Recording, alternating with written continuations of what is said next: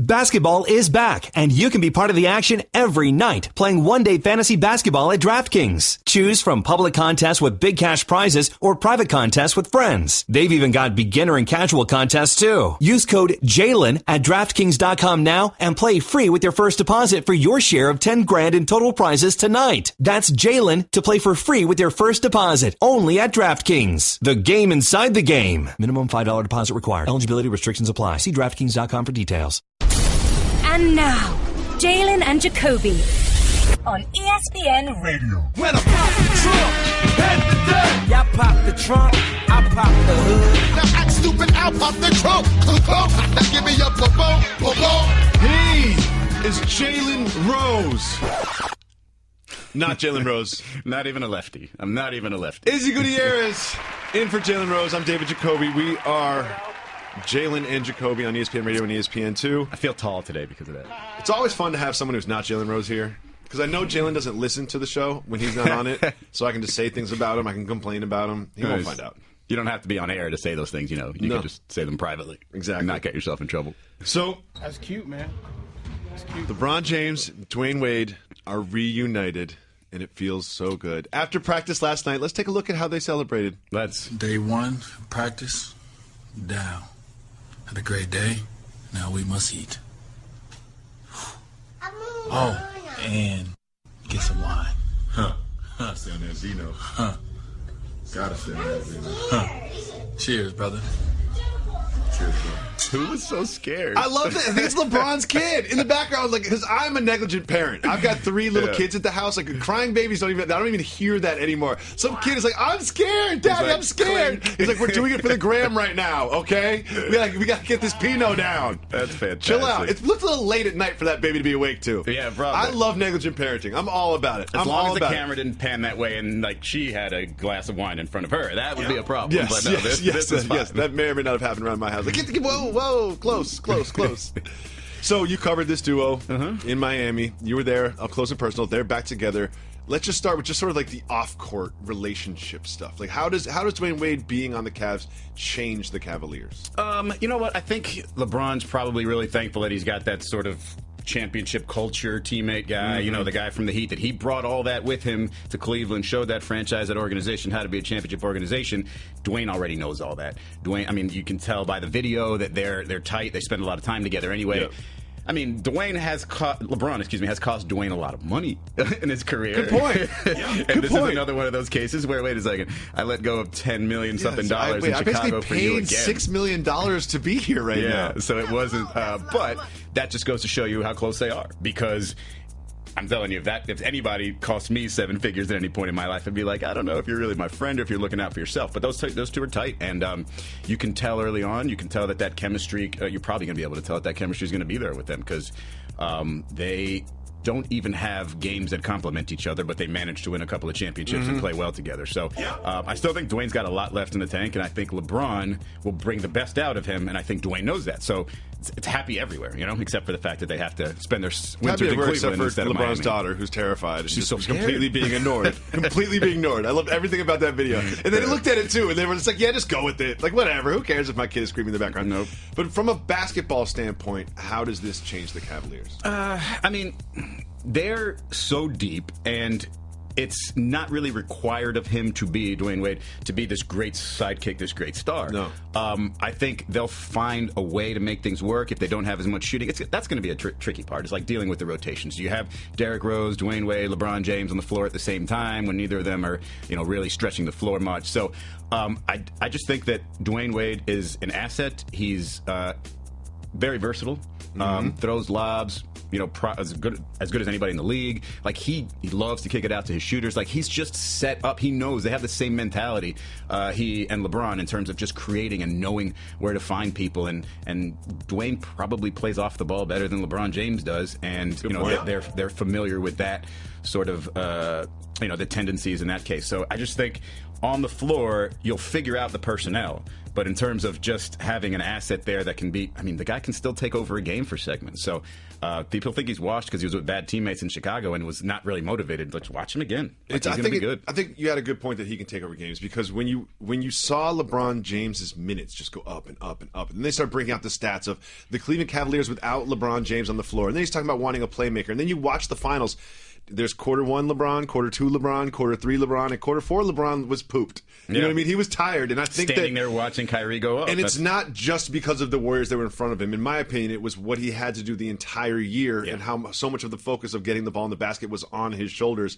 To have Dwayne Wade there can spell him, bring his minutes down, and also you've got Jay Crowder there to be like, you know what? I don't want to cover X-wing player. No, you know what I mean? Right. So Jay Crowder, you take him. I just think that this team is now engineered to get a better performance out of LeBron James because it needs less of LeBron James. Well, I would say, like, there were times last year, especially in the playoffs, I noticed it a lot, is just where LeBron gave Kyrie the keys, if you will. But for that team, or in that situation, it just meant Kyrie, go get yours. Like, go score. And LeBron would literally stand and watch. And that's where he would sort of recover and not have to worry about his minutes so much. Now I think you're probably going to have to lessen the minutes, because you say the guy's an animal, right? Or he's superhuman, he's bionic or whatever, until he gets hurt. And or until he breaks down, or maybe it goes like that. He was fatigued in the finals. Exactly. He was fatigued. And so I think that helps, just in terms of trusting that not only if I'm sitting, Dwayne is going to be a force, but he's also going to keep people involved. Like, it's not just a case where it's going to be Kyrie getting his, and if he's off, then you're done. So I do think that there's going to be that element to it, but I still don't think it's always going to be up to LeBron how many minutes he plays. Like, I don't think until he thinks he's wearing down, he's not going to tell the coach, hey, sit me for a few more minutes. I think he's just bionic, but it's a little scary. Like, even today, he turned his ankle, and he's upset about it. You know, he's a little cranky about it. And one day it's just going to happen. We're going to be like, wow, that guy can get hurt. So our friend Pablo Torre wrote a great piece about Dwayne and LeBron's relationship and how close they are, and they order for each other at restaurants and all that. I always find that a little weird. But anyway, so like you know, in your experience, like, how close were these two as like friends? You know, a lot of people had different theories on that.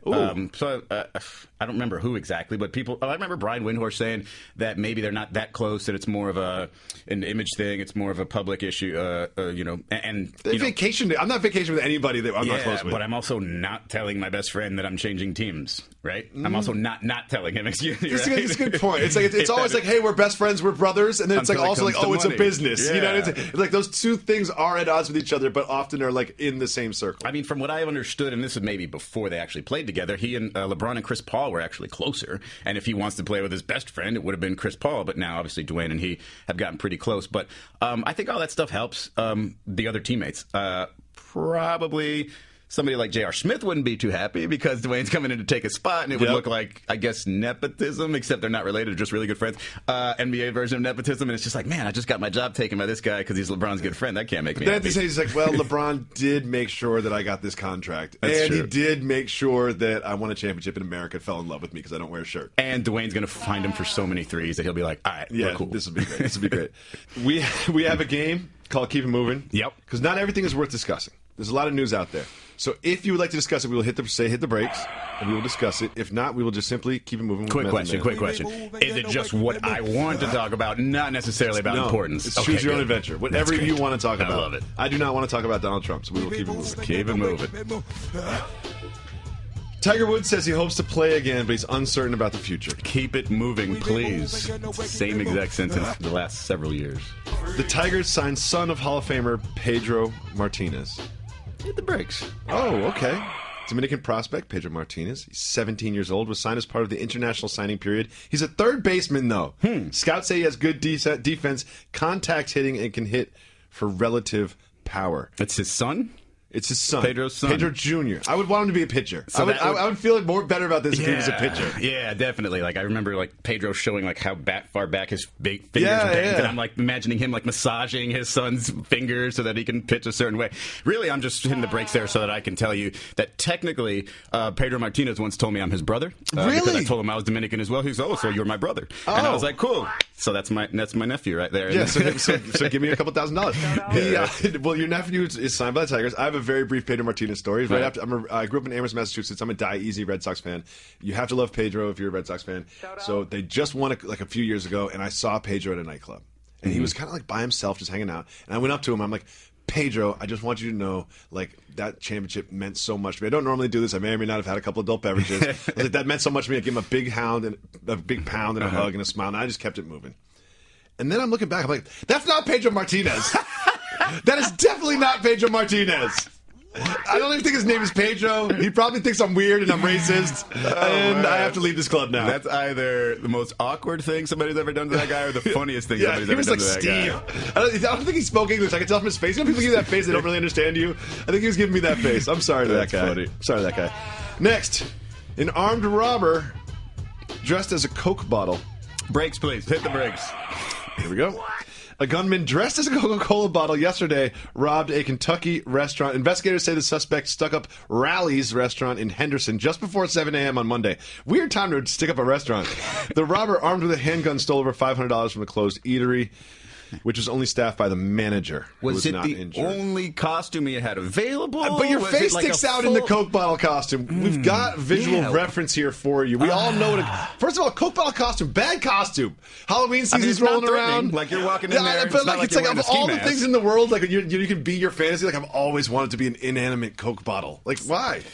Yeah, I don't know. With all the options, why are you picking a Coke bottle? It also seems very like lumbersome if you have to run away or something. Yeah. It just seems like a really bad idea. Also a bad idea, robbing a restaurant at 7 a.m. on a Monday. This might not, in Kentucky, like this might not be. Specifically, the time is the problem for you, not the fact it just that seems he's weird. It just, like, I would want to get a cup of coffee before I armed robbed. You know what I mean? I just kind of want to get the juices flowing. I would just like to find out from that person why everything happened. Yes. Why you decided to rob this place. Yes. Why you went with the Coca-Cola costume. Was it your only clothing available? And why 7 a.m.? I'm pretty sure we wouldn't get a You're good carrying answer. a gun. No pockets in the Coca-Cola costume. Where are you putting the gun? That's going to be bad for scooping up money. Where do you put the gun? You put it down and then use your hands? I mean, this doesn't seem like this throw doesn't it all inside This the isn't costume. exactly Danny Ocean who's in charge of this one. No. Next, we have Peyton Manning says he has no interest in being a politician.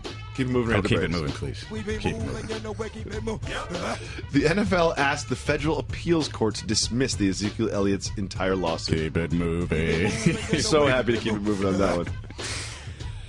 Arizona begins the process to fire an assistant coach charged in the corruption scandal. Keep it moving. The most expensive pizza on the planet. Skirt. Hit the brakes. I think you see a theme here. Costs $2,000. That works out to $250 a slice. Chef, not going to say his name right. A chef created a pizza that slashes. It's always truffles, man. It's always truffles. Oh, man. Truffles, foie gras, caviar, and gold. It's the gold part that really bothers me. I mean, listen, it bothers you because what does it taste like? It doesn't. Gold But flake here's another taste thing. like? Truffles are truffle mac and cheese. Because when I lived in New York for a while, they would always have this one restaurant that came out with the $700 mac and cheese or the $500 burger. It was always these damn truffles. Can I say that? These darn truffles. I mean, darn truffles. I don't even know if you can say it, but I think. I like truffles, like it's all about the aroma and everything else, but again, it doesn't make me like devour a pizza if there's Overrated. truffles on it. Truffles are overrated. $250 for a slice of pizza. I don't think you can buy it by the slice. It's almost inexpensive enough for me to just want to buy it just to try it. But if it was like $500 or so, I'd be like, but you can't get it by the slice. You have to. It works out to $200 a slice. So I think you have to get 7 friends that are also willing to spend $250 on a slice. This is a bad. I wouldn't even. How's that pitch go? I'd be like, guys, there's this place. Yeah, we're gonna go there, and they'd be like, nope, caviar and pizza, not gonna be able By to the way, do it. I'm with you with the truffles and lobster. Like, people put it in everything to try to be fancy. Doesn't really add that much to it. Like, I don't care if my lobster mac and cheese. I'll take the regular. First of all, mac and cheese. Jalen Rose loves lobster. This is if lobster in any form is on the menu, he will find a way to order it. Lobster mac and cheese, pretty good. One of my favorite lobster additions is a lobster miso soup. Oh, interesting. Excellent. Never tried that one. Yeah, there was a place in the Upper West Side that had that. I just like them by themselves. I loved it. Gillette Stadium charged fans for tap water. Keep it moving or hit the brakes. Hit the brakes. Hit the brakes. The Boston Globe reported that it was unusually hot in Foxborough, so officials at Gillette Stadium bought double the amount of water bottles for the game. However, they ran out of water bottles Fans requested cups of tap water. The concession stands are not equipped with complimentary water cups, so the workers filled the soda cups. You had to pay $4.50 to get tap water. Wait a second. What's unusually warm in New England? Like, was it... That is unusually warm for the season. Right. So I would it's like, say, what, mid-80s? No, it was 86. 86 degrees? But it's sunny, a sunny 86. Like, what is with these people in New England? A humid, sunny 86. Here's the thing. Some of these people may or may not have been drinking before the game. I'm throwing that out there. May or may not need that hydration, so they'll probably pony up to $4.50. And they charged them for the tap water. When you sit down at a restaurant, someone says tap, sparkling, or flat. No, I sit there and I think, because sometimes it's like they throw out 4 options. I'm like, which is the free one? Yeah, Which is the free one? Tap. It's usually tap. Tap. So if you say still, they're like bottled. Like, no, man, just give me the free water and move along. Yes. I like a sparkling sometimes. However, I love a tap when they put it in a bottle. You know what I mean? Like a glass bottle with that little like growler thing at the top. I'm a sucker for the way you give me the tap water. If you just come by with a pitcher and fill up my glass, doesn't really do the same for me. Yeah, if you refill it myself. If you put it in a carafe, you know what I mean? If you put it in a nice carafe with some ice, it's like, oh, I've got my own water. I can distribute it just how I like. This is awesome. Uh-oh, Reggie said put a little lemon in there. Nah, not a lemon guy for the water. Really? Nope. What about, there's like benefits to it, but what about Marcellus Wiley chewing gum in the water? You know his thing? No. He always has this giant bottle of water with him at all times. He chews gum and just puts the used gum into the water bottle to flavor the water. You know, that's a real thing that happens. That's a real thing that happens in real life. That's terrible. He should not advertise that. Never drinking from the same bottle as that guy. Yeah. He also told us yesterday that he sleeps with a pee jar next to him. And it just started thinking, like, maybe you shouldn't drink so much water if this is a thing for you. Wow. Yes. He said that on the show into a microphone, knowing that it was being recorded. He is living as if he's sleeping as if he's like hospitalized. It's great. It's great. It'll really prepare him for his older life. Northwestern players are planning on entering the field with their arms locked on Saturday against Wisconsin. Keep it moving, please. The only thing I want to say about that is just we have to hear about it because like half of ESPN went to Northwestern. That's the only problem with any Northwestern story. Yeah. So all of a sudden Trevor Siemian is good, so we talk about him on every single show. I actually heard some sad Northwestern related news. I think, does Julia Louis-Dreyfus, did she have breast cancer? Yeah. She did say that. Yeah. She did say that. So we wish her the best. Yeah. Julia Louis-Dreyfus. Shout out. Fantasy sports just got a lot easier to play and win with the hottest new games by Dober.Games. No more long lineups or complicated salary caps. Create at least 3 matchups and you're good to go. Make any combination of matchups you want. Play all quarterbacks this week, receivers next week. Even make picks across multiple sports. Just pick 3 matchups to win cash prizes. Dober.Games is one of the fastest, easiest ways to play daily fantasy sports. That's DOBER.Games. Dober.Games. Use promo code HOOPS to enter a free contest with cash prizes just for joining. You can win cash fast, easy at Dober.Games. Sign up right now at Dober.Games. Use promo code HOOPS to enter a free contest with cash prizes just for joining. Void where prohibited. See site for restrictions. Must be of legal age in your state or area. Fantasy sports just got a whole lot easier to play. Play big, win bigger at Dober.Games.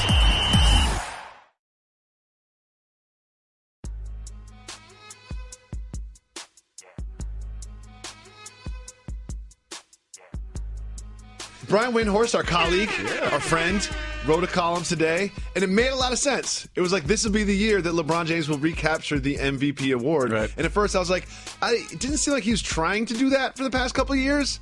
It didn't seem to be the goal. No, I don't think so. But he could fall into it this year. He becomes the favorite by subtraction of the other contenders. Please explain.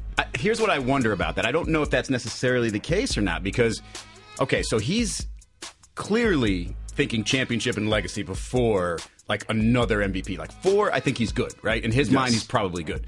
So if you go through this team and you think to yourself, okay, I can win another MVP, that's not what's going to be best for this team. Like, this team want to get back, they unify, they want to have Dwayne incorporated, they want to get Derrick Rose incorporated. Then midway through the season, they're going to have to worry about IT if he comes back and getting him incorporated in the offense. I don't think LeBron's going to have really much time to think about like the idea of his stats or anything else, or his efficiency numbers. I think it's just going to be, hey, let's find if this team can piece itself together and work. The strength of this team is the depth. You Correct. know what I mean? The strength of this team is like 1 through 11. They've got guys that could start on other teams. Right.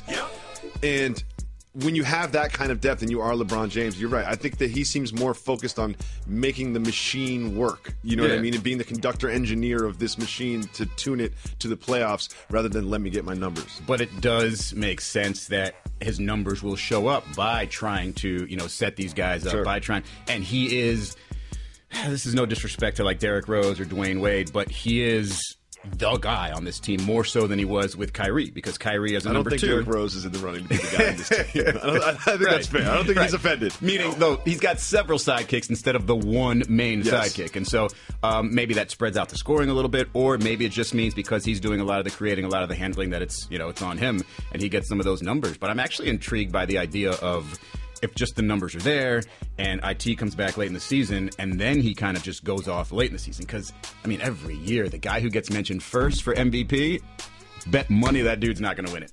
Bet money that dude's not going to win it. So he wants to get really rolling into the second half of the season. It is interesting what he wrote. Is just something I never really considered. Is you've got the MVP candidates from last year and what they became is sort of magnets for other superstars. Right. It's like, oh, look, James Harden. Guess what? CP3. I want to come play with James Harden. That looks great. I like the Rockets. Daryl Morey. I'm sold. And then you've got Russell Westbrook, who all of a sudden sort of like accidentally fell into this like super team with Melo and Paul George. And then obviously you've got Steph Curry and KD kind of canceling each other out. So it is sort of, it does make sense on paper when you read it. Like, who else is going to win? Kawhi comes up. I think KD has a shot because, we saw Steph's numbers kind of drop a little bit last year, and KD just, I don't know if you heard, but he really wants people to like him. And so if he just continues to play really well and just shut everybody up, then maybe, he won't have to have fake accounts on social. But I think Kawhi is probably the guy, I would say. But, man, I'm kind of wondering if he could win it next year on a different team.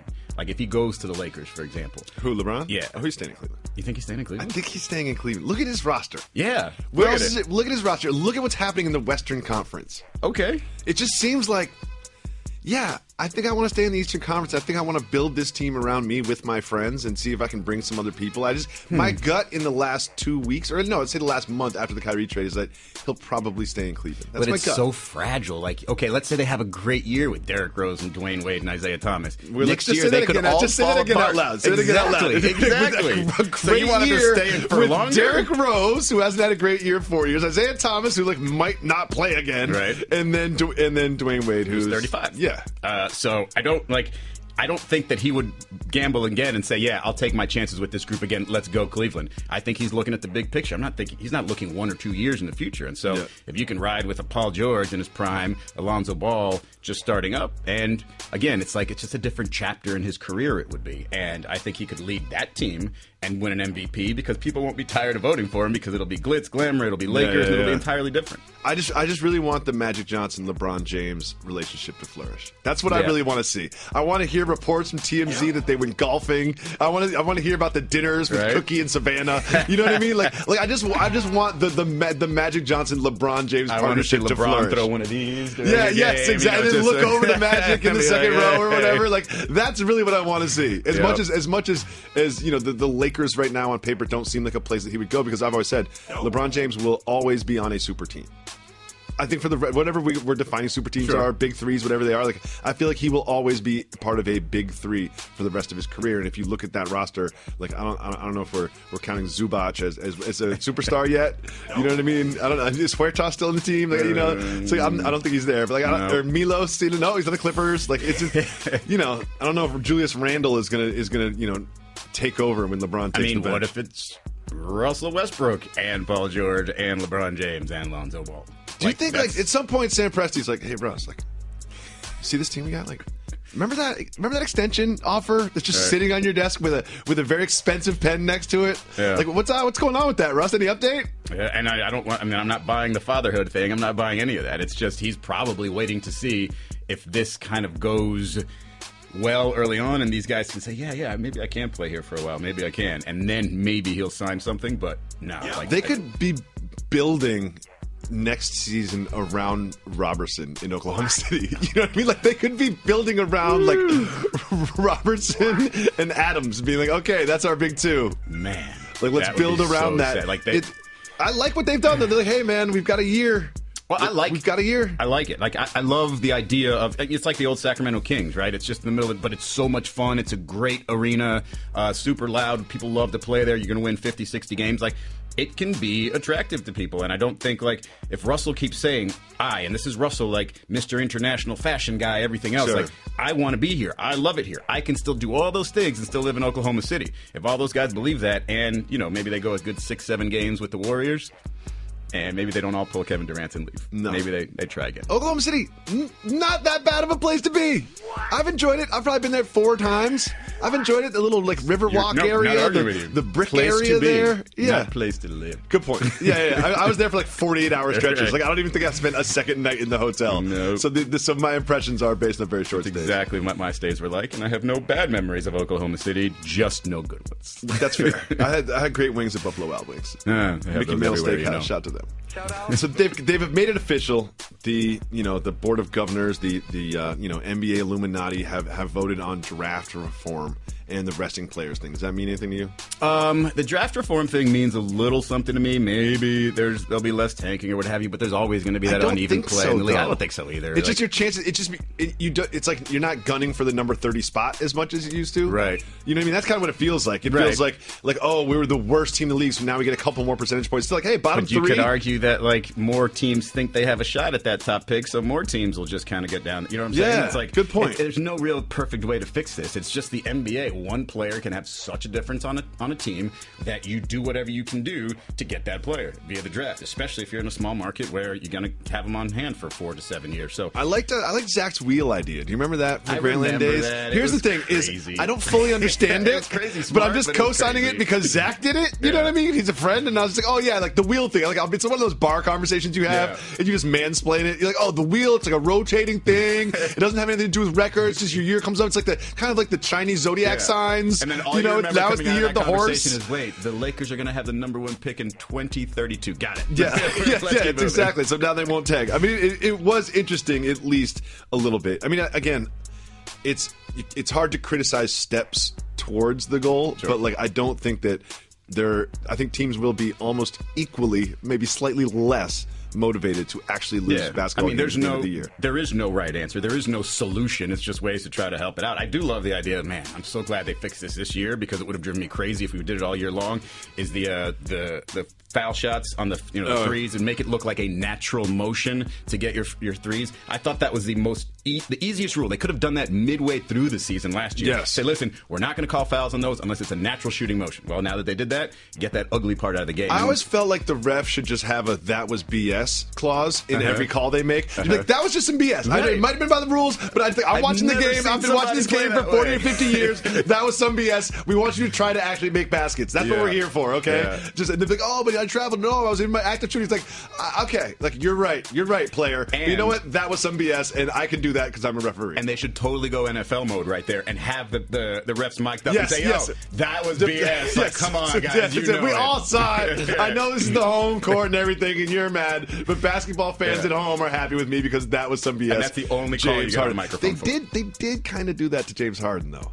With the like actual act of shooting and in the hands in the motion, because he does get a lot of contact on the way to the hole and then sort of like finish with his left at the rim. If you're going to the rim, that's fine. It's those it's the leaning 3-pointers. Like, have you ever seen somebody shoot a 3-pointer like that? It's ridiculous. You can't play defense if you can't fly by the guy and contest. Like, it's a great rule change. If you call 985-80-JALEN, you can leave us voicemails. Israel Gutierrez in for Jalen Rose. Let's listen to the first voicemail. Hey, Jalen and Jacoby. This is Greg calling from Studio City, California. I have a question about Oklahoma City, specifically their starting lineup. I saw that Carmelo's will start at the 4, with Paul George at the 3 and Robertson at the 2. And I really feel like Paul George should start at the 2, Carmelo at the 3, and Patrick Patterson at the 4. I mean, how do you really value someone like Andre Robertson, like a Tony Allen? I mean, I love that they play great defense, but, man, you can't hit a wide-open shot. Like, you're just squeezing the court. And I saw so many times last year Westbrook drive, kick to Robertson for a wide-open corner 3 after corner 3, brick, hit side of the backboard. And the few games I saw the Raptors play, Patrick Patterson loves that corner shot.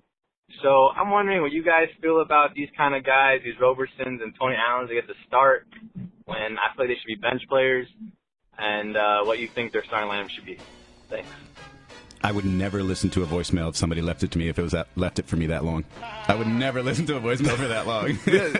Jalen's a voicemail leaver, and sometimes I'm like, Jalen, no one listens to these anymore, right? Is that worse, or is the people who FaceTime you instead of calling you worse? I like FaceTimes. Really? I like a FaceTime. Like in the middle, you're in the supermarket line, and you're I like a FaceTime. I like a FaceTime. I like a FaceTime. But I do feel like 85% of FaceTimes are accidental.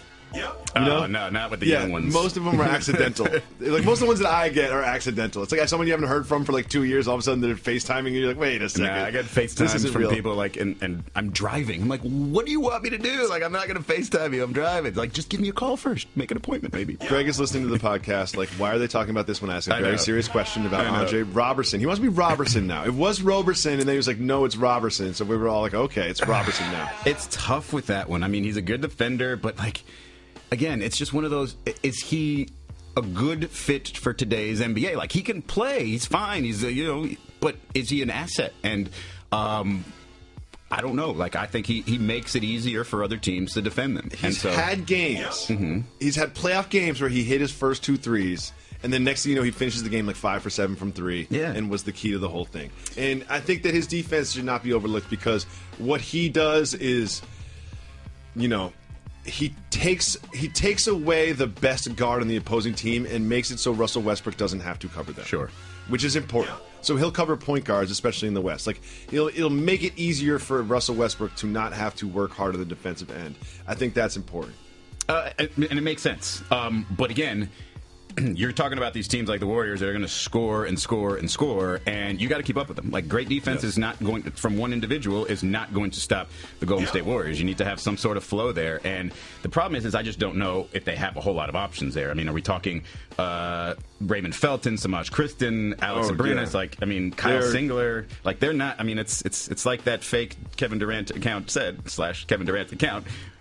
Look at the guys around Russell Westbrook. Look at this roster. And what they had to do to bring in these 2 superstars is sort of like, the Dougie McDermotts of the world. They're going to play 10 minutes, and they're going to do things, and now you're like, Samaj Christian. And Paul George is going to lock down anybody if they ask him to. You don't need Robertson to do that. But I like that they have 2 defensive players. Like, I like that. I like that we have like, all right, we've got a guy to cover the wings, the Kawhis of the world, and we've got the guy to cover the Stephs of the world. But he's got to be at least a 3-and-D guy, not just a D guy. He's a D guy. He's a D guy. He's a D and missed free throw guy. D and missed free throw guy. That's not good. And he also is a little scared to drive because he shoots free throws so poorly. Exactly. Like, he doesn't really he doesn't get to the rim and create contact and stuff. And I think it's because he shoots free throws poorly. The fact that this dude is starting in the NBA is such a credit to him. Yes. Such a credit to him. So it's not like we're blasting this guy. No, but he just doesn't play like today's NBA players. It was a little bit head scratching when they're like, they announced a 3-year deal for Robertson. It was like, meh.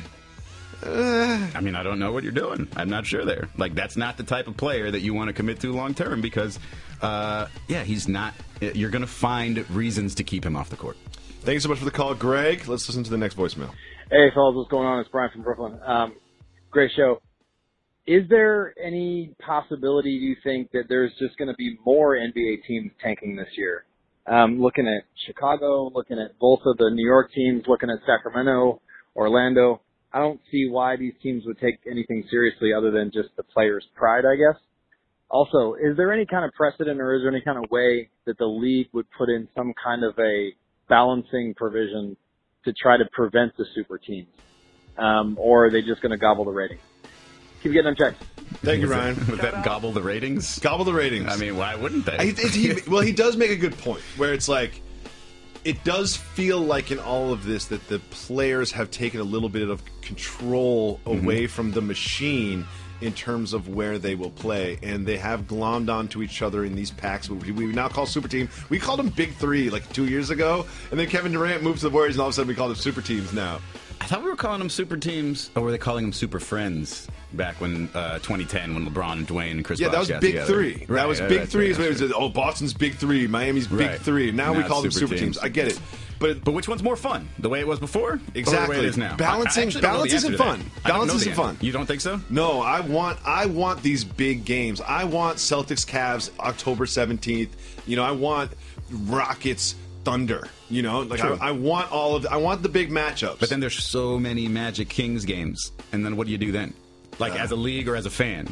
I tend to I lean toward now's more interesting, but really it's just because when you think about it, it's the way we play video games. Like you want to be, it's like fantasy GM situation. Yes, exactly. It's happening. Like I'm telling you, if somebody went on a 3-month vacation this summer who's an NBA fan and comes back and wasn't watching, they have no idea where everybody plays. Like all the stars are changing teams this offseason. It's nuts and it's fun. Now if it happens all the time, people would say, well, that'd be crazy. Yes. Not really, because you know what? There's a chance LeBron James will be on your team. There's a chance Kevin Durant will be on your team. There's a chance Steph Curry's going to be on your team. I think this is going to happen. That's the wheel that should happen in the league. This is what I think is going to happen. Play on every team. The way that they've done this is they've looked at this and say, we'll control this with the salary cap. We'll control this with the max contracts. You can't have 5 max contracts. It doesn't work. You pay some more tax. It doesn't work. So we've put these things in place to control all of this. However, there's one assumption in all of these variables. The assumption is that the player is trying to get the most money they can, right. Which is a safe assumption. Something tells me that, like, as stars age, they're going to be like, how about 6 of us take the minimum? Well, there's not only that, like the aging veterans who want to accomplish something and looking play at their with bank accounts and saying, you know what, I can, like the David, I can make $4 million instead of $16 million. But also the players, in terms of the ones that the fans really want to see and bring to their team, they reckon those players, maybe the NBA is not even their prime source of income. Exactly. There's a few. So if they give up $5-6 million here, they will make it up because they're going to be playing for the Lakers next to LeBron James, and it's going to be crazy, and they're going to have all these endorsement opportunities all over again. The system does work if you assume players are trying to maximize their contracts. I understand that, but something tells me that, like, in time, they will start bucking that system. Yeah, it's not that simple. It's not just a bunch of people just trying to get paid. Like, they like the experience, and it becomes wealthy people, and it's such a short period of their life. Like, it's 10 to 15 years. Like, make it the best you could possibly make it, and if that includes, you know, playing with your friends on a team, like, that's something. Yeah, I guarantee you, all these old school guys, the Michael Jordans, whatever, they would probably just say to themselves, yeah, I would have loved to have just a team to play with my buddies. Yes, if you were truth serum, these guys would be like, yes, I would have loved to play with Magic Johnson. Like, oh, no, I hate those guys. We would never even have them over for dinner. Like, come on. Totally. You're totally lying. Thank you so much for joining us, Israel Gutierrez. You're all over the ESPN networks on various different programs. So many I can't even list them. Thank you so much for coming.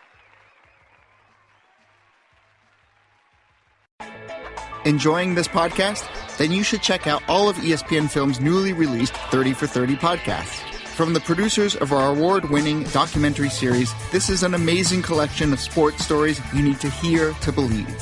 Speaking of amazing, Delta Airlines and the Fly Delta app make your travel experience amazingly easy with real-time bag tracking, e-boarding, and passport scanning during check-in.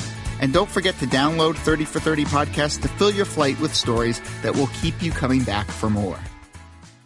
Welcome back to Jalen Jacoby, not Jalen Rose. We are joined Steven Jackson. Thank you so much for doing this. Man, anytime, appreciate it. Anytime. You know I like coming on here. So we're going to get into some NBA news. We've got Carmelo Anthony now on the Thunder talking about how he might have been on some other teams. Let's listen. Me and PG have a very close friendship.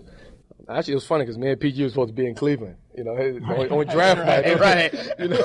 So we was communicating about that, and the deal was actually done, and then it got called off on draft night. So the way he was talking, it makes it seem like Oklahoma City was his last resort. Like, doesn't it feel like 2 other girls dissed him at the bar, so he ended up with Oklahoma City? To me, I kind of felt like he allowed them to come in the picture at the last minute, at the 25th hour. Mm-hmm. That'd have been scary though. Melo, Paul George, and Bron.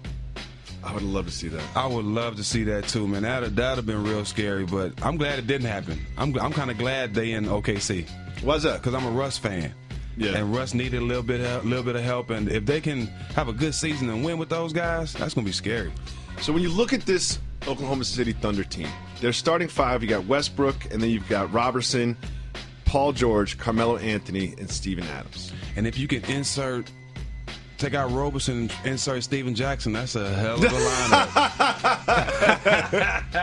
lineup. Those guys, that's a crazy lineup though, man. I think one of the things that bothers me about this team is I'm a Russ fan too, and especially after KD leaves, I feel like everyone was kind of rooting for Russ, and I'm so happy he won the MVP. And you watch him in the playoffs, and it was like, oh, this team is not going to win this series. Like they're not even going to threaten to win the series. But what ends up happening is if you look at their second team, they've got Patrick Patterson, Dakari Johnson, Kyle Singler, Alex Abrinas, and Raymond Felton. They might need Steven Jackson. I'm ready. But, like, they really do not have depth. But you know what? The good move they did make was get Raymond Felton. Because he's a great point guard that has experience, has been around, and they're gonna need Russ to play. So you can imagine that lineup with Russ at the 2, and Paul at the 3. I can see that. You know, and Raymond running the point and let Russ, score a little bit more. So they got a lot of ways they can switch the lineup up. But I'm glad they got Raymond Felton. I like him. I like Raymond Felton because he looks like Lil Fane from MOP. He looks just like Lil Fane from MOP. I think they're the same person. I've never seen a picture of the two of them at the same place at the same time. Right. He is. Like when Annie Up comes on, I think Raymond Felton gets a little excited. So on the court, how do you think these three will play together? Because if you look at some of the stats, their points in isolation, they are 3 of the top 10 isolation scorers in the league. Yeah. How does that work? Well, I think it works when you have – these guys are great players, first, okay? Mm-hmm. Second, they have a basketball IQ. And I'm pretty sure, just like in the summertime when they playing pickup in the Drew League and all these other leagues where they're playing with other great players, they know how to adjust their games. Yep. This is the real thing. They're getting paid. This is the con. They're getting paid for this. So these games, this is the NBA. So they're going to go out there in some kind of way, make it work. They're going to figure it out. We know Melo need the ball. We know they all need the ball. But I think for the most part, I think Russ is going to do a great job of being the quarterback of the team. I think Paul George is going to be the star of the team. And I think Carmelo is going to be like their emotional leader, along with Steve Adams. So I can't wait to see it. For me, I've never really understood that, like, there's only one ball. This isn't going to work. That thing, like, especially when LeBron and Dwayne Wade played together. Oh, there's only one ball. They can't share the ball. Oh, this new Thunder team's not going to be good because there's only one ball. It's like, well, you know what? They'll probably just take turns scoring. They'll probably each score a little bit less, but they'll get some more wins. I said the same thing about Miami with LeBron and D Wade and Chris Bosh, but they made it work. They sure did. And Paul, KG, Ray, Rondo, they made it work. It's ways to make it work, especially when you want to win. These guys are so talented, they'll make it work. I love Steven Adams, too. I love Steven Adams. You will never see Steven Adams do something that you feel like he shouldn't be doing with the basketball. He is probably their MVP. That's going to be if they have a great season, he's going to be the MVP. Hold on a second. Yes. Explain yourself, please. Because he is the anchor of the defense. He's going to be the muscle of the team, rebounding. He has to play. He has to be a dominant big man, and if he's a dominant big man, they will have a great year because you have 3 other stars that's going to do their job. When you have a dominant man that can defend block shots and defend that paint like he can and also catch and finish, you can't name 4 big men in the league right now that can do all those things. He can. But if he can do it with the other guys he have right now, that's going to be dangerous. I think if they have a successful season, he will be my MVP for them. Interesting. I think that makes a lot of sense. How much of a liability is Robertson? He can't. Everyone says he can't shoot. How many guards have been hacker-shacked? Is he the Rondo first? Comes to mind. Okay, so if you're a guard and you're getting hacker-shacked, like that's embarrassing. Yeah. It'll never happen. It feels mental, too, because when we watch those games, you could just see from his body language when he was at the line that he was kind of shook. Go practice. You're getting $20 million a year. It's a decent point. Practice. Yes. It's a decent point. Right. So you're just going to settle with going to the free throw line, upset, and have your teammates, oh, here we go again. Like, go practice. Raymond Felton will be at the table really quick. I would, oh, my goodness. So, and then we've got this. We've got fake Kevin Durant on Twitter talking about how he didn't like playing for Billy Donovan, right? Right. How much does that affect the team? It doesn't affect what team? The Thunder. It doesn't affect them at all. KD's gone. He won the championship on a whole other team. He's gone. It doesn't affect anybody in that organization. One thing about it, even that shows the class of the organization, how Sam came out and spoke. We have nothing bad to say about KD. It was great when he was here. That organization has class. They got a classy star in Russell Westbrook. He's loyal to them. I think they do a great job of keeping it about the team and keeping it about the organization and not paying attention to outside stuff. Where do you think they will end up in the Western Conference? I see them top 4, top 5 team. Yeah, I think so too. So it's official. The NBA Illuminati has gotten together and they've decided to change the rules about tanking, and that the bottom 3 will have the same amount.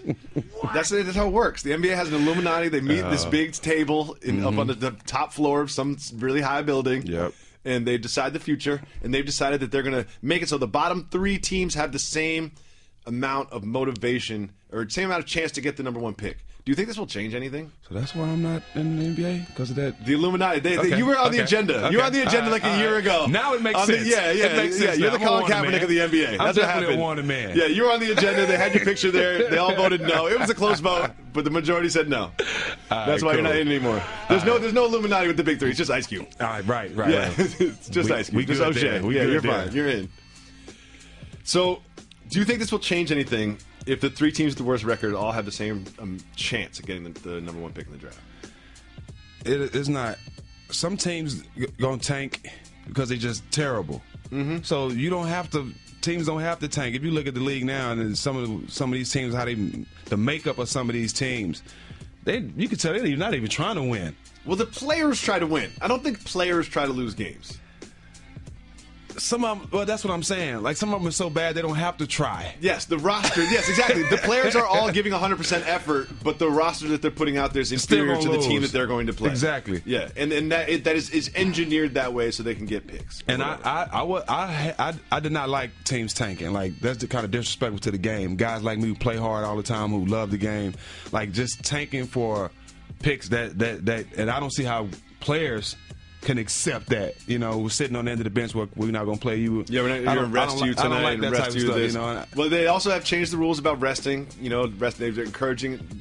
Silver can now fine teams for resting players, and Jalen is very vocal about not resting and hates healthy scratches. I know you feel the same way. What do you think about these rule changes in regards to rest? They're catering. Okay, they're catering to the players like never before. Oh, they're catering to the networks like us, like never before. Exactly. It's really like never before. Okay, that too. That's what it is. It's like that too. It's just like we paid you guys $10 billion. Like, do you think maybe we can get Steph Curry against Kawhi Leonard on the floor? Yeah, that's a lot of money, man. These guys, man. I don't know. When you see a healthy scratch, how do you feel? A little at ease. A little. Mm-hmm. A little. But I think LeBron is with top 5 in minutes every year. Yep. So, and they talk about resting guy like this is the best player in the world, probably play the most minutes. And he's not, he's 33 years old. He's not 25. But he gets stronger and faster and better every year. He does. Right? Kawhi Leonard probably leads the league in top 5 in minutes. He kind of has to. But I'm saying it to say these guys are practically healthy all season. Now, if you can pay more attention to guys like Pachulia when they stepping under people, that's the type of stuff they need to correct, which they did. They did. Which we're trying to make a motion to call that the Jalen Rose rule. Yeah. I think now it's the Zaza rule. I want to call it the Jalen Rose rule. It should be Jalen Rose. He started it. Zaza, I take it back because I know you didn't do it on purpose. Jalen's was way worse than yours. Oh, he did it on purpose, and he said he did it on purpose. Right. And he said he did it on purpose, and it was the finals. We're going to call it the Jalen Rose rule. You cannot do that, man. But they need to pay more attention to stuff like that than worrying about resting guys. You know what I mean? Mm-hmm. Let the teams handle that, and because the best players want to be out there regardless anyway. With guys that care. Of course. You've been on many teams in your NBA career, one of which was the Spurs. You played for Coach Pop. Mm-hmm. I sleep on the Spurs every single year. And I'm low on the Spurs this year. I'm looking at their roster. And can you convince me how they can make this roster one of the best teams in the Western Conference? Yeah, sign Steven Jackson, one. Okay, sign Steven Jackson. Got to do that. I think they always got a chance, man. They always got a chance, regardless of what the roster looks like. Aldridge and Gasol. You right. You're right. I'm not. I think Aldridge can learn how to go left. I mean, how many millions? They need Jonathan Simmons. How many millions they need to pay Aldridge to learn how to go left?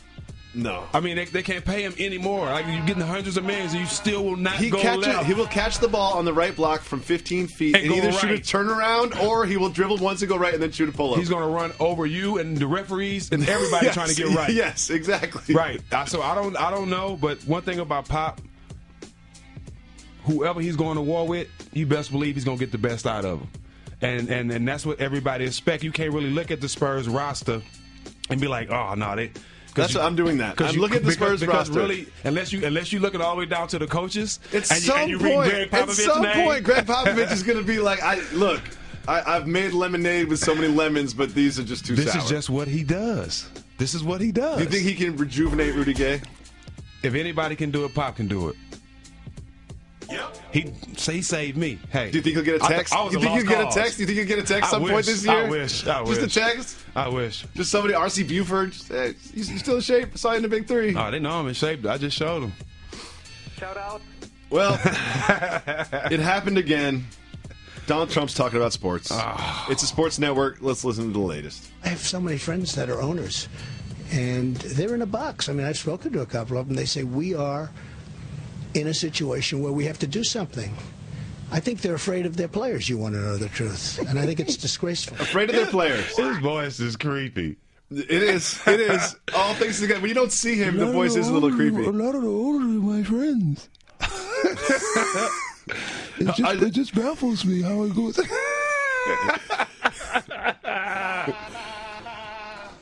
you think that these billionaire owners are afraid of their players? Not at all. I don't think they're afraid of the players. Not at all. I think that might be a misread by the president there. Nah, not at all. These owners are not.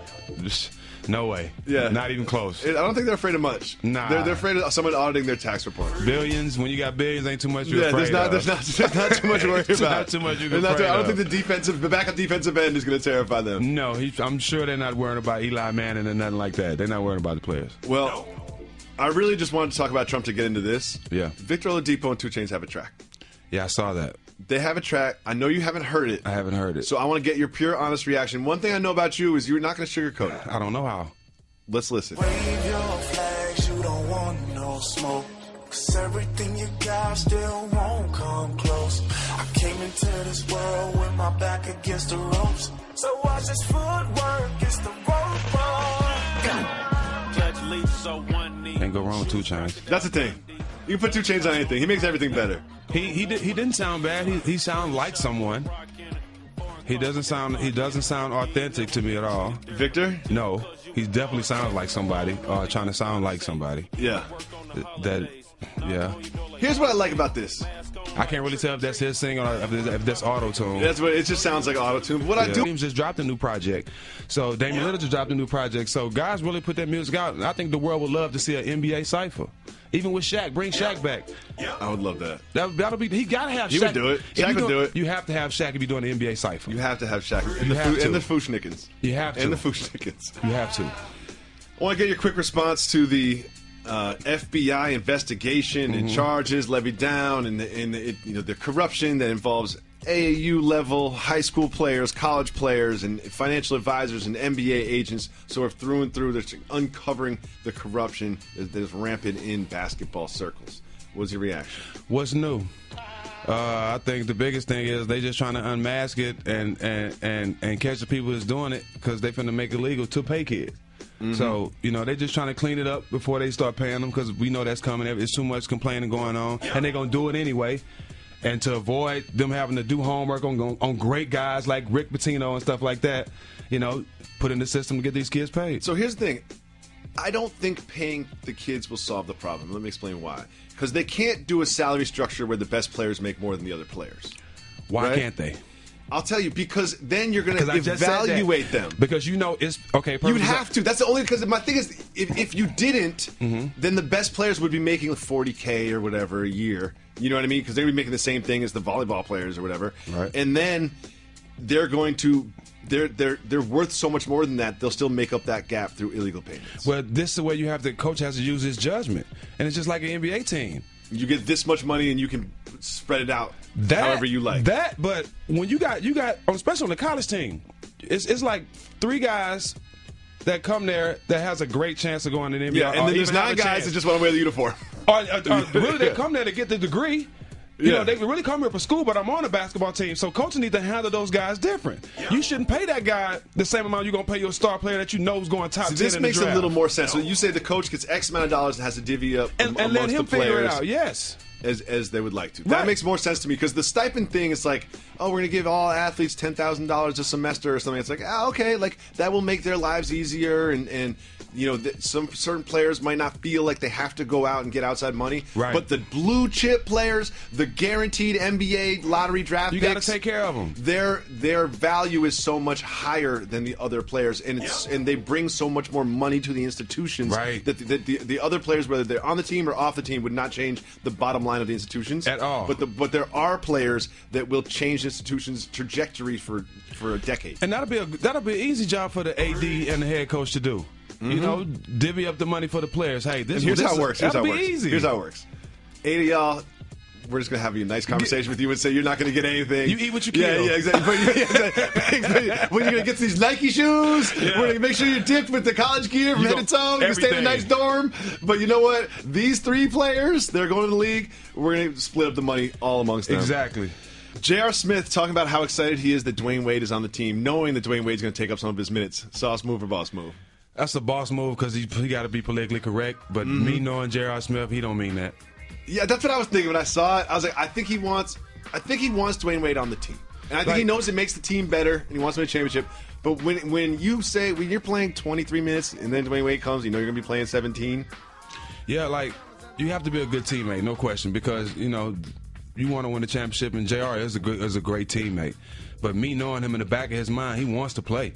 Yes. You know what I'm saying? So, but you got to be politically correct. You can't just come out and say, man, I hate me personally, I wouldn't either. As real as I am, I'll be a great teammate and say, well, but in my mind, I know I got to do more, or I just got to find some way to get my minutes. But he definitely knows that by him coming there, his minutes is definitely getting cut. More important to an NBA player, minutes or money?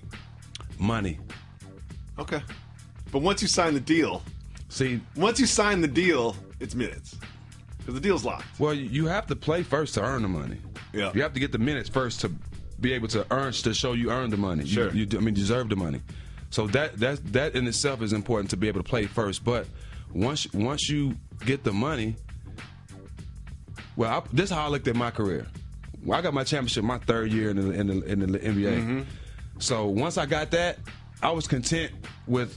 I still want to win now, but I was focused on getting my contract. Highest bidder. Yeah, longest years, highest number. I didn't get my money right at the contract, so I had to play another year, or 1 year there in Atlanta. But my mind was getting my big contract after that. I wasn't worried about nothing else. In your career, was there someone that played in front of you that you were just like, why? How is this happening?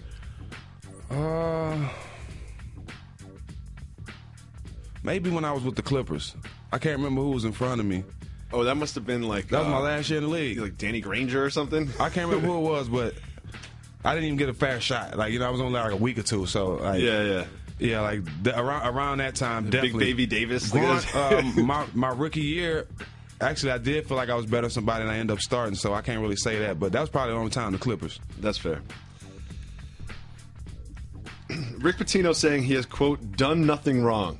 Soft move or boss move? That's a boss move. I've done nothing wrong. You're supposed to say that. I've done nothing wrong. You gotta prove it. I'm not gonna snitch on myself. It's like they proved it. You know what I mean? I just like it. I like it. Deny until you die. He's like, I have done nothing wrong. In my mind, I might have done something against the law. I might have done something against the NCAA rules. I might have done something immoral. But in my mind, I have done nothing wrong. It was nothing wrong. I like it. Wrong. I like it. I love it. Just dripping in blood, standing over a dead body, being like, I have done nothing wrong. That's that mafia talk. I have done nothing wrong. I love it. I wavered on this one. I want to know where you're at. It's recently been announced that Khloe Kardashian is pregnant with Tristan Thompson's baby. Congratulations to them. Dating a Kardashian, soft move or boss move? First of all, let me say this. I could care less about Kardashian and Tristan Thompson. Okay, good. They're good. Second, I like that. Second, I could care less if she's pregnant or not. I really feel like everything they do is to capitalize. That's fair. Everything they do is they have a motive. So I'm not really interested in what they got going on because I know it ain't genuine. You know what I wanted to see from Tristan Thompson? More production in Game 1 and Game 2 of the finals. Yeah. Do you remember Tristan Thompson had like 2 points or something? I think he had 4 points or something in the first 2 games. It's like, come on, Tristan Thompson. It's the Warriors. You got Zaza Pachulia covering you. I mean, he was shooting threes this summer. Did you see him shooting threes? You can't make 5 free throws in a row? Why are you shooting threes? Why are you bro? shooting threes? Like, and also, come you on, got Kyle Korver on your team. You got J.R. Smith on your team. You know what we don't need you to do? Right. No, we don't need you to. We don't need you to go to the corner and wait for the ball. That's what we don't need you to do.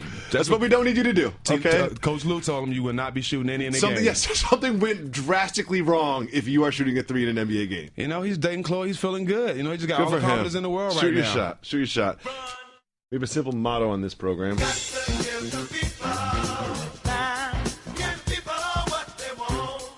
Part of giving people what they want is opening up our 1-800-Flowers Twitter feed and taking questions from our listeners. The first question is from Tomo. Great name. Shout out. Steven, what was something in the Big Three you liked that could be implemented in the NBA on the court or off the court? The 4-point shot. You think so? A little gimmicky. A little rockin' jockey. Super gimmicky. I mean, I wouldn't add it, but if it was anything from the Big Three that I would add, it would probably be that. I mean, I can't really think of nothing else from the Big Three besides, you know, the 4-point shot. That's different. Mm-hmm. Good question, Tomo. Next one we have is from Big Crown. Big Crown is a mail carrier. We call him the co-producer of the show. He has asked Twitter questions every single day. Shout out to Big Crown. Does Greg Popovich know anything about hip-hop?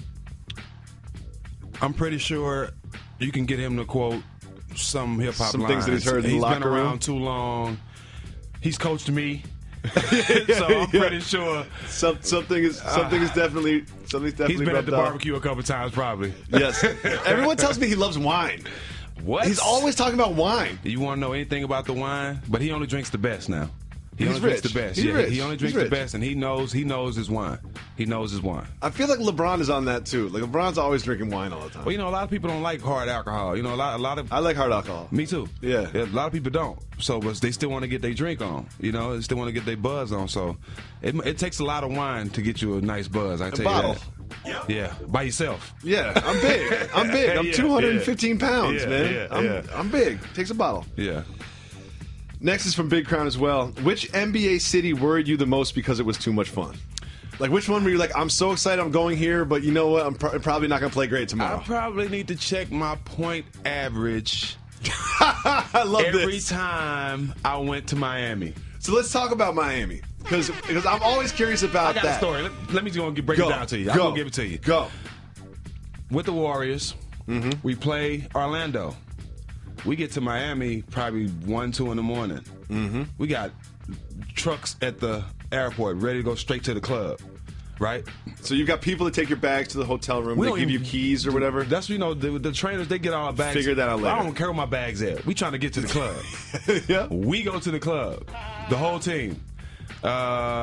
We end up staying out to like 7, 8. It's 8 in the morning. Sun comes up. This is the Baron Davis Warriors. Yeah, we're just having a good time. And we end up. What time shoot around? Hold on, I'm finna get to that. Okay. Shoot around's at 10. It's like 7:30, 8 o'clock. We at another hotel, still at the pool, right? So we go to shoot around. This is I a know true you story. don't have bathing suits on too. No, we're in regular clothes. So we get on the bus, go to shoot around. Everybody got their clothes on from yesterday's game. Guys asleep, still drunk. We get to shoot around. Don Nelson walks in, and everybody just sitting around. Nobody's shooting. So we're like, bring it in. So he's about to start to go over game plan. He's like, hold up. He knows, though. Everybody back on the bus, and we better win by 30. Oh, trust me, we won by 30 that night, too. Yeah. We blew Miami out. So I've always been curious about shoot around. I feel like it's kind of part of the NBA schedule just to keep that from happening. Like, do you really need to get together and practice and shoot around in the morning? No. You don't. You don't. But it's good.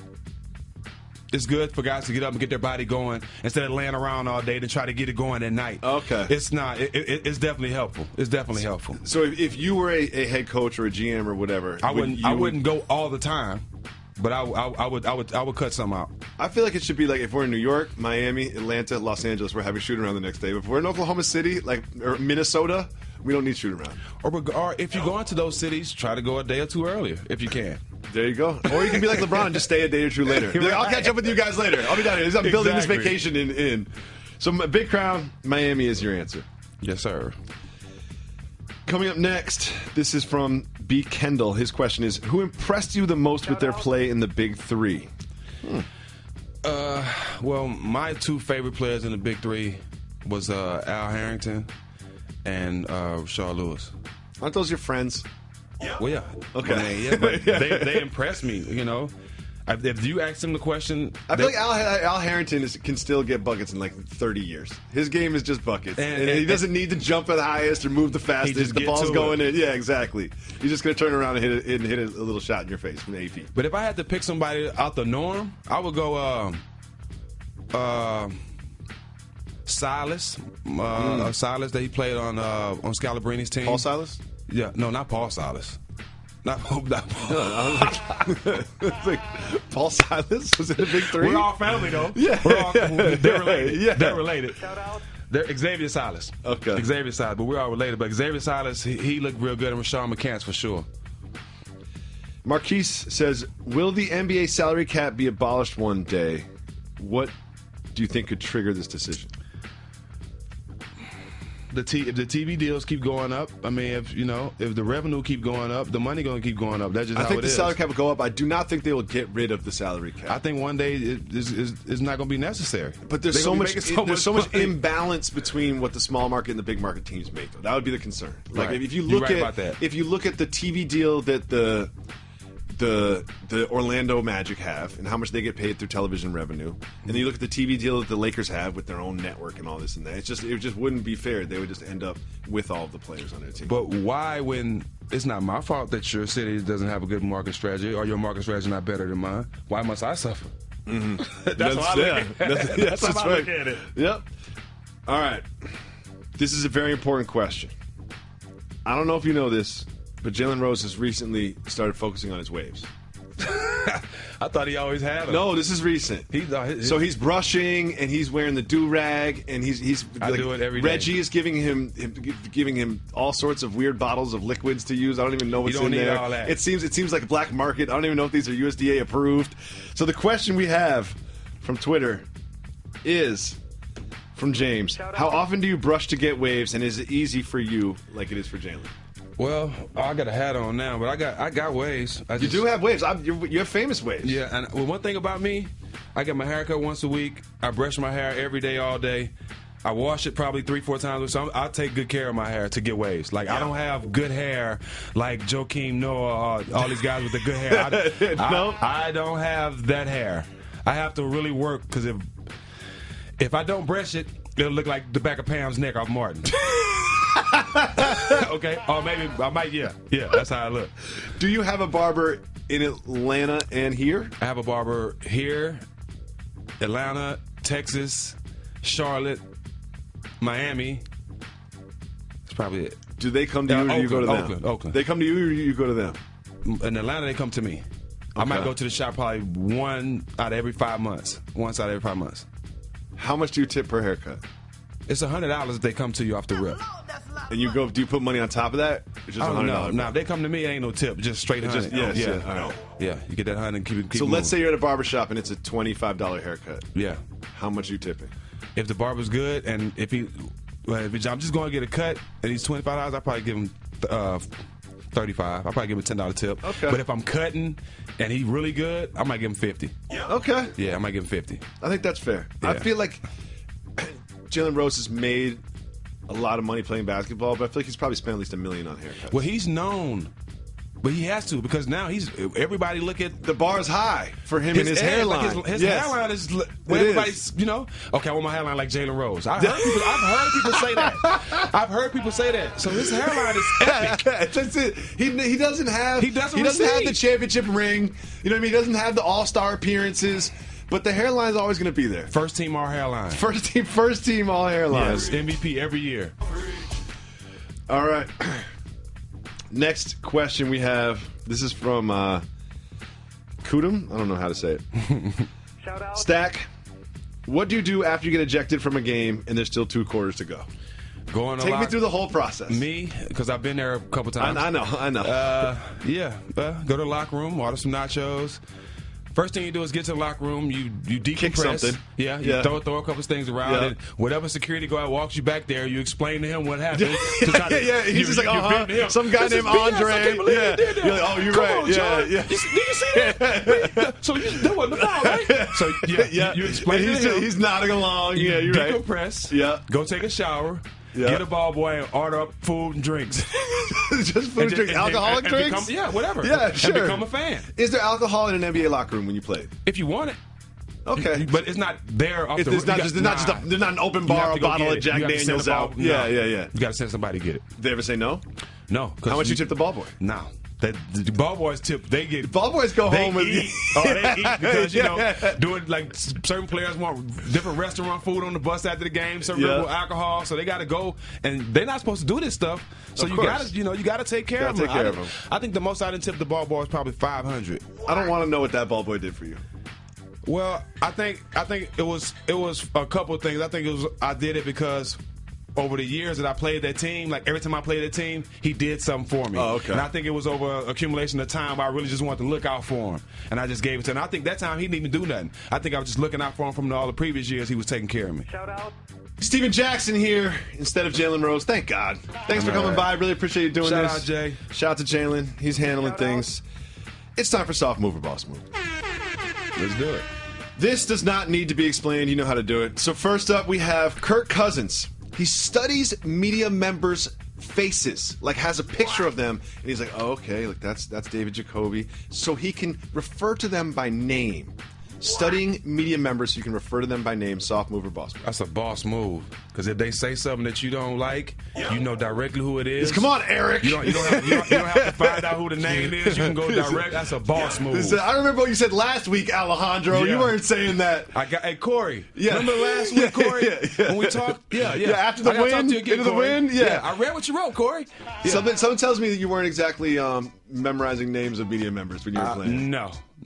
But from playing so long, you start knowing everybody. But no, I didn't care about that. I think you have a reputation, but you're always very polite, right? You're polite to media members. I love doing media. I mean, that's why I was able to get this job. Here you are. Here you are. Next, the long-awaited sequel to Coming to America is coming. 30 years later. Coming out the sequel 30 years later, soft move or boss move? It's a boss move because we want it. Everybody waiting on it. We do Nobody's want it. Not going to but here's what it's going to be. It's going to be like about their kids. You know what I mean? Like it's not going to be Arsenio Hall and Eddie Murphy. I think it's going to be. They're going to be on it. I think Kevin Hart's going to be his son. Yeah. Oh, okay. And Kevin Hart's the new heir to the throne, and he's going to want to go to another something like that. I think it's going to be back to Africa. That's what I think it's going to be. Like we came to America and now we're going back to Africa. That would be my guess. I think it's still going to be classic though, regardless. I don't care how long it took to make it. If they need anybody that they need to pay millions of dollars to help punch up the script to write it, we're available. Yeah. I think we can work that out with our ESPN contracts. Yeah. You can get us. The producer's got my ear like, stop talking about writing movies with Steven Jackson. In honor of Hugh Hefner. Rest in peace, Playboy. Wearing pajamas in public. Soft move or boss move? If you're doing it for Hugh, that's the biggest player of all time. I put a picture of me in my Versace robe on my Instagram just to, pay homage to the man. Were you in public though? No, I was in my kitchen. You were at the house. That's the difference. Wearing pajamas in public to pay homage to the great player of all time.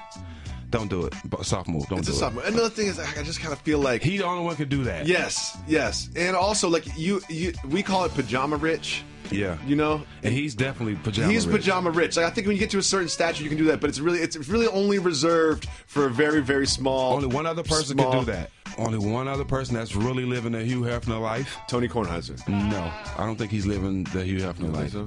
Who? Floyd Mayweather. Floyd Mayweather. Yes. Have you ever been to the Playboy Mansion? Yes. 2003 SB Awards. Oh, okay. He had a party. Oh, I do remember that. Fight night. I was working. And it was fight night. I was working. I wasn't at the party. I was in an edit room. Lacey was in the backyard. I was in an edit room. What? You got any stories from the Playboy Mansion? Yeah. You gonna tell them? I got me and Chandler Parsons rolled up a couple of doobies in the smoke room. Really? Yes, me and Chandler. I mean, not you and Chandler Parsons? Not Chandler Parsons. I was thinking it was 14 at the time. No, Cherokee Parks. Oh, Cherokee Parks. Excuse me, Cherokee Parks. Cherokee Parks, excuse me. Yeah, me and Cherokee Parks rolled up. You and Cherokee Parks. What an odd couple. He has a little room that in the house that was made like the back of a van. Wait, what? Yeah, like. Are you sure? Are you sure? I'm telling you. When you go in this room, okay, and then inside the room, it's like you're in the van. But there's car seats in there. He has so many rooms in the house. Like no, he's got too many rooms. Then if you have a room that you need made like the back of a van, you have too many rooms. No. Cherokee Parks knew exactly where to go. He's like, Stack, follow me. Man, I followed him. He took me to the promised land. He took me to the promised land. Oh, you're the best. Shout out to Cherokee Parks, man. That was my boy, man. Shout out. Last one. Hoodie Mellow. Wearing a hoodie underneath your jersey on media day. Soft move or boss move? That's a boss move. This is what he does. This is not a game. Yep. The hoodie thing? That's his thing. So here's my only concern. Is I felt like he organically started wearing the hoodie, and then it became a fad, and now he's forcing it. I don't think so. I think, like you said, he organically started it. I don't think he's forcing it. I think that people they like it and they expect it, so he's doing it now. I don't think he's forcing it. I think he's just doing it because people